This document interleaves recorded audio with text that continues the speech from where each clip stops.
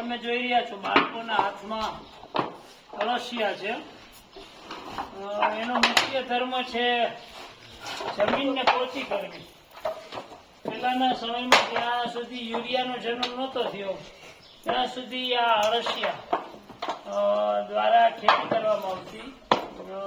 જમીનમાં પોલાણ કરીએ એટલે આની માવજત કરવામાં આવતી. અને આજના સમયમાં યુરિયા આવી ગયું છે અને હવે ઓર્ગેનિકનો ક્રેઝ વધી ગયો છે ત્યારે આ અળસિયા ખૂબ જરૂરી થઈ ગયા છે, જીવનનો એક ભાગ બની ગયો છે. આપણા વિશ્વનિધમ ગુરુકુલમમાં આ અળસિયાની ખેતી કરવામાં આવે છે. બાળકોને અને બીજા બહારના માણસોને એનાથી માહિતીગાર કરવામાં આવે છે.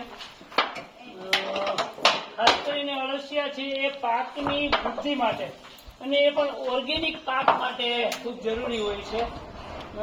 અમે વર્મી કમ્પોસ્ટ ને વર્મી વોશ એનું પણ ઉત્પાદન કરીએ છીએ. ખાસ કરીને વર્મી વોશ એટલે વર્મી કમ્પોસ્ટનો જે નિતાર છે તે, અને એ ખાતર તરીકે તો ખૂબ જ કામ આવે છે, પણ પ્લાન્ટમાં આપણે ઘરે વાવતા હોય તો એમાં જીવાતો થઈ ગઈ હોય અથવા ફ્લાવરિંગમાં આવતું હોય તો એના માટે પણ બહુ ઉપયોગી શું કહેવાય ખાતર છે.